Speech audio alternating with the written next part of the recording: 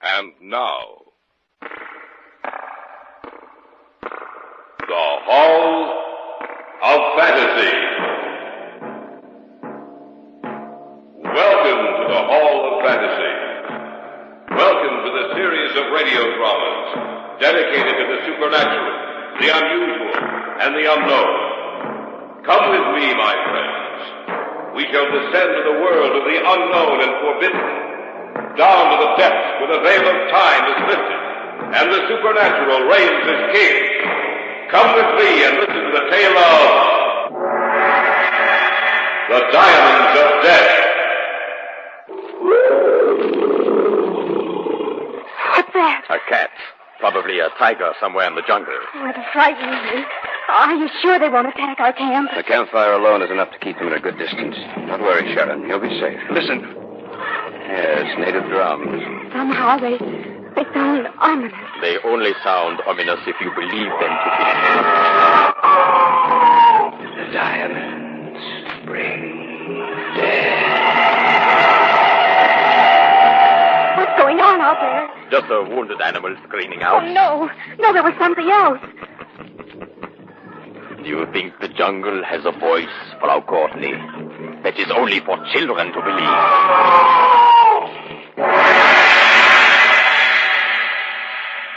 In just a moment, the Hall of Fantasy will present The Diamonds of Death.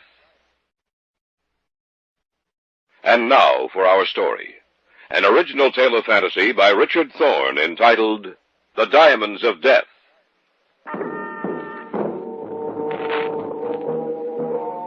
Vince Porter had just returned from a business trip to Caracas. He called me shortly after his plane landed and said that it was important that Sharon and I come over to his hotel that evening. I tried to get more information out of him, but had no success.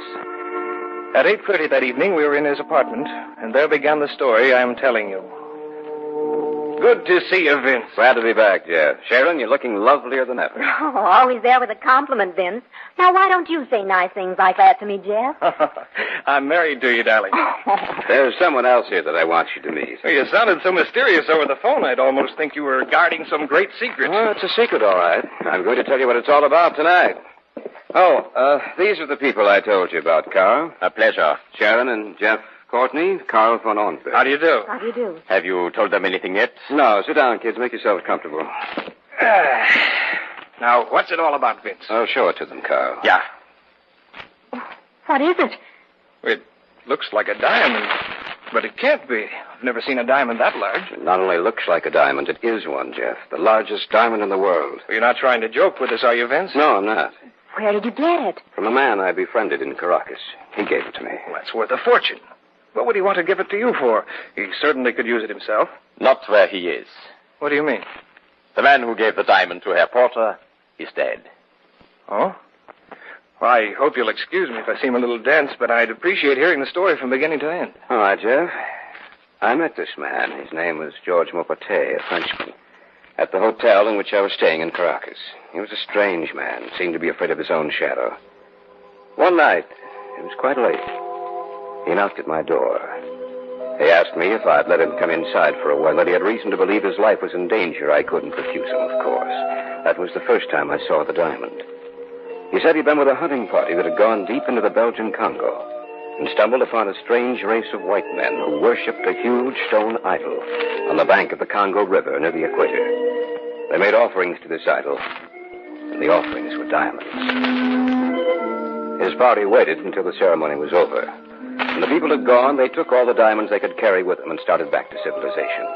But one by one, the men in his party died, until he was the only survivor. He felt sure that he was being followed and took passage for Caracas. That was when he met me. Then what happened? Well, 2 days later, he again came to my room. Carl was there with me. He gave me the diamond, said I was to keep it for him. That if anything happened to him, it was mine to do with as he wished. Well, evidently something did happen to him. Yes, early the next morning, they found him dead in his room. How had he died? No one knew. It was quite unusual. 3 doctors examined him, and not one of them could tell us how he died or what caused his death. George Maupetit had just stopped living. And so you have the diamond? Yes, that's right. What are you going to do with it? Keep it and go into the Congo and look for these people he told me about. Won't it be dangerous? Yes, but I don't expect it to be too dangerous. We ought to be able to get back in one piece, eh, Kall? Yeah. And when we come back, we will bring with us as many diamonds as we can carry. Oh, that's the reason you're going in. Yes, Why have you told us all this? because I want you to go with us. What about it? I don't know. Think, Mr. Courtney. When we return, all of us will be millionaires. What do you think, Sharon? It's your decision, Jeff, not mine. Well, Mr. Courtney? I'll go with you. Then I'm going too. You'd better stay. Oh, no, I won't be any trouble, believe me. Vince? She can come with us. As long as she makes no trouble for us. No, don't worry. I can take care of myself. All right, then it's settled. I just thought of something. What? Well, this is going to cost a lot of money. Where's it coming from? From the diamond we already have. We are going to sell it. I guess that takes care of all the answers. All of them. And it is agreed that we share in the diamonds equally, 1/4 share for each. I like that. You bet you will. We'll leave as soon as we can get ourselves clear. Oh, it seems such a shame. Jeff, What's the matter? look at the diamond. I don't see anything. It's shining so strangely. Before it was dull in color, but now look at it. Gleaming and shining as if there was something inside of it that was alive.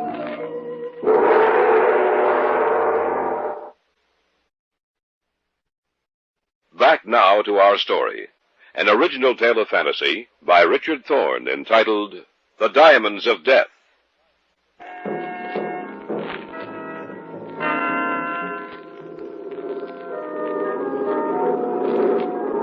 A month later, we took off from New York bound for Dakar. There, we changed planes, and several hours later found us in Leopoldville, where we bought a car and a truck and our provisions, hired 3 native men to come with us, and set out on the last leg of our trip. The roads were good for the first 500 miles, but eventually we were forced to abandon the car and truck and set out on foot. How much farther have we to go? About 250 kilometers. I've been noticing the natives we brought with us. They seem to be getting nervous and afraid. Yes, I've heard stories about the idol in the jungle, and they're afraid of it. They say to go near it means misfortune. To steal from it means death. What's that? A cat. Probably a tiger somewhere in the jungle who has just found his dinner. Oh, it frightens me. There's nothing to be afraid of, Sharon. We can protect ourselves. We have all the guns and ammunition we need. I was wondering, Vince, you don't think there's any danger of the natives taking off some night and heading back? I don't know. They don't know where we're heading, do they? No, but they do know it's in the general direction of the Stanley Falls. I think that's what's making them nervous. I should think the closer we get to the falls, the more apt they'll be to desert us. They will die if they try to desert us when we get close to the falls.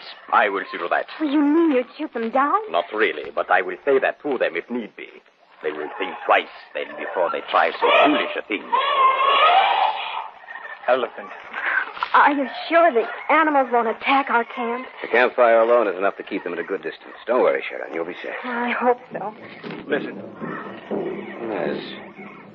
Native drums. Somehow they sound ominous. They only sound ominous if you believe them to be.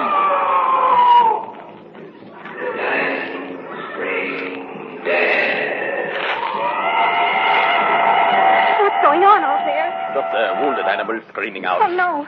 No, there was something else. I heard it, too. A voice that spoke from the jungle. You're imagining it. I don't know.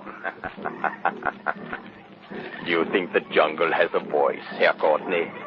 That is only for children to believe.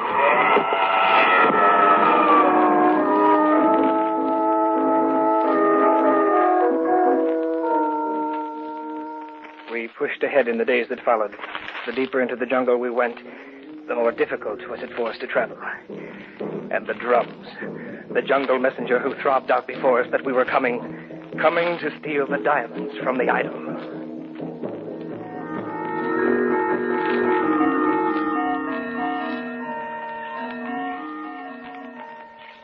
Now, according to the map, we should reach the river tomorrow. This is the spot the Frenchman said where we would find the idol. This is the end of our trail. We'll all be rich. But will we be alive to enjoy it? Of course we will. I'm beginning to wonder. The drums. Those are the same drums we've heard ever since we started into the jungle. They know we're coming. They're waiting for us. Do you notice that every time those drums start up, it seems to drive the animals mad? They're comparatively quiet until the drums start beating. They do seem to get angry when the drums begin. I say to you, the diamonds bring death. There it is again. There, what is? The voice. Nonsense. You heard nothing but the animals and the drums. Didn't anyone else hear I it? thought I heard something. I'm not sure. I think you're tired and nervous, Sharon. We all need a good night's sleep. In the morning, you'll feel a great deal better, I'm sure.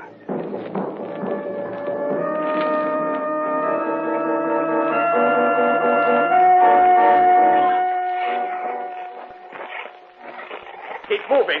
Keep moving. They're going as fast as they can, Carl. They are afraid, and their fear makes their feet lag. Why don't you relax, Carl? We're almost there. Because I won't be satisfied. Look. The idol of the diamonds. Why, it must be 100 feet tall. Standing up with its legs outspread and its arms stretched forward as if it were waiting to greet us. There's something frightening about it. Look. Where? Over there. There's a man coming toward us. Put your gun down, Carl. What do the strangers want? We have come to see the idol. The idol has seen you, and you have seen it? You speak English. Yes. Some of your countrymen have stumbled upon our secret. From them we learned your talk. We come as friends. Friends? Of all those who have come here, none came as friends. They came to steal the diamonds from the idol. What's that noise? Time will teach you. You say you come as friends. If so, you will be treated as friends. If not, then the diamonds will be your death. Come, follow me. I shall take you to my village.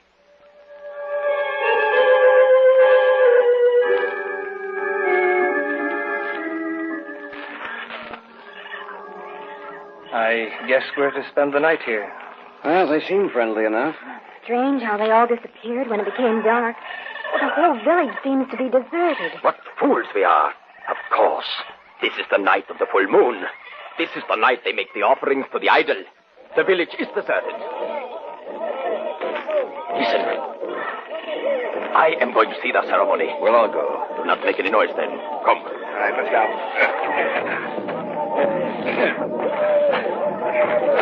Don't go so fast. Be quiet. They must not hear us. They must not know we are watching them. We must be getting close. Yeah, we are. I can see something ahead. Yes, through the trees. The whole village is there. And look. Each man walks to the idol and sets at its feet. Diamonds.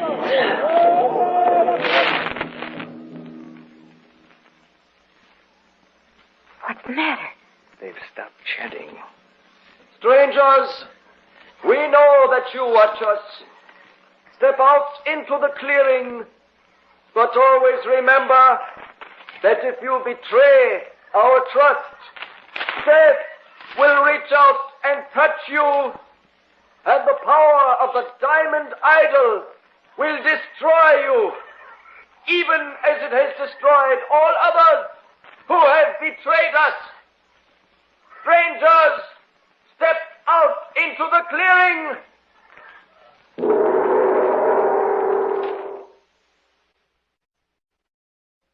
Back now to our story. An original tale of fantasy by Richard Thorne entitled The Diamonds of Death.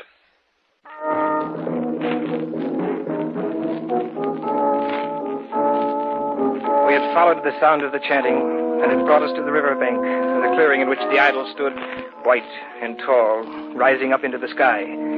We thought they weren't aware of our presence, but we were wrong. Strangers, step out into the clearing. They know we're here. Let's do as he says. Right. Don't try anything, Carl. That is as far as you can come. Stop there. You have followed us, strangers. You say you are interested in the idol of diamonds? Then you may stay here. You may watch the ceremonial offering. Carrying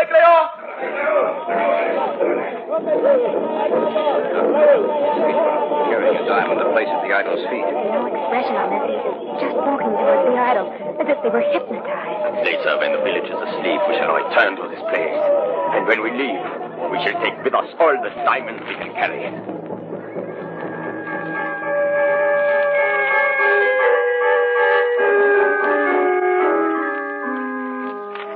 Now I leave you. You will spend the rest of the night here. Thank you. Make no attempt to steal the diamonds, for the idol will raise up in wrath and bring the fury of the jungle down upon your heads. He will raise his voice in anger, and there will be no escape from him, for the fever of the curse will be upon you, and you shall die. I understand, Buddha. It is my hope that you do. May we meet again on the morrow. Well, let's go inside the hut. All right. What do you think, Vince? I don't know, Jeff. He said if the diamonds are stolen, Ida will cry out in anger and death will be our reward. I believe him. So do I. I think they're right, Carl. I think we should leave here just the way we came. You think I came all this way so that I could turn around and go back to civilization empty-handed? You're mad if you think that. Think of George Mupate. Mupate died of a fever. That's what we thought he died of, but it wasn't caused by the jungle. It was caused by the power of the diamond idol. You are a superstitious fool. Quiet. Do you want the whole village down on our heads? All right. I say to you, we came here for diamonds. We leave here with diamonds. I'm not taking any. Jeff's right. And I agree with him. All right. Let it be that way, then. Perhaps it is better that way. For in the end, I would have been the only one left. What do you mean? That when we got near the edge of the jungle, I was going to kill you. Because I wanted them all, not just 1/4. But now you have said you want none of the diamonds. That means I own them all. And you will help me carry my diamonds back. You and the native porters we brought with us. That's where you're mistaken, Carl. We're not going to help you carry them back. Oh, but you are. He has a gun. And I will not hesitate to use it. You're a fool. You are the fools, not I. Now, my gun is ready to talk for me. The village is asleep now. We will go back to the clearing and get the diamonds. Move. I said move. You mean that is correct. The native workers we brought with us are in the next hut. You will get them. Tell them that we are leaving. They will be more than glad to come with us. Now get your packs, and we shall go.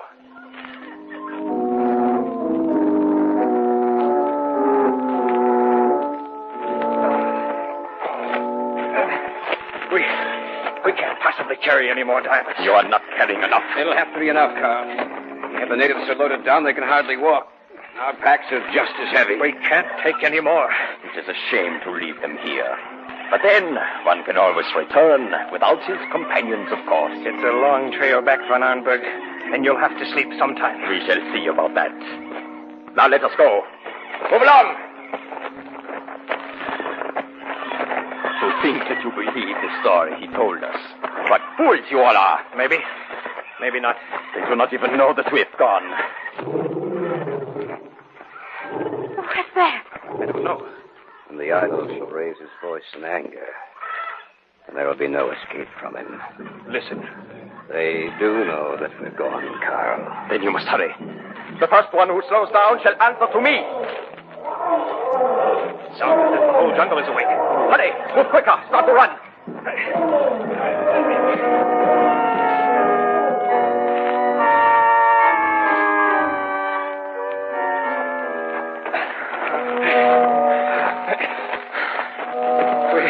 We have to stop to rest. We've been traveling like this for 2 hours. You cannot rest. Even you're tired, Carl. We must rest or we won't be able to go on much longer. Oh, please. For your own good, too. If we don't rest along the way, we'll drop down in our tracks, and we won't be able to carry the diamonds out for you.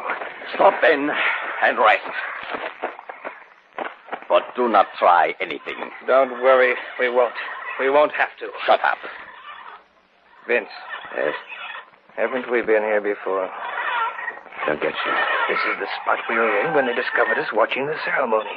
Are you sure? Yes. Just ahead of us, there should be a clearing. The clearing in which the idol stands. We've been traveling in a circle. What did you say? We can go on now. Then let us go. Move along. Move. Yeah, you're right. The clearing is... Something is wrong. We have been here before. We are back in the clearing. We have traveled in a circle. I must get away. I must.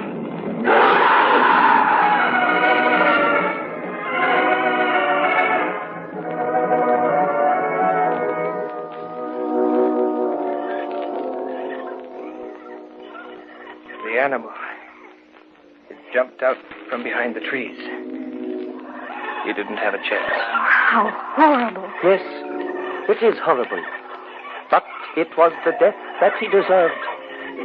We didn't want to take the diamonds, Ruta. I know. When you came here, the thought was in your minds.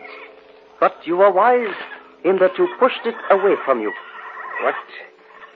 What are you going to do with us? You and your party may leave this place in peace. And when you return to your world of civilization, it would be better if you did not tell them of what has occurred here. But there will be others, even though you do not tell them. There will be others who come upon this place. Let us hope that they do as you have done. For if they steal from the diamond idol, death shall be visited upon them, and it may come in many forms. But it will come.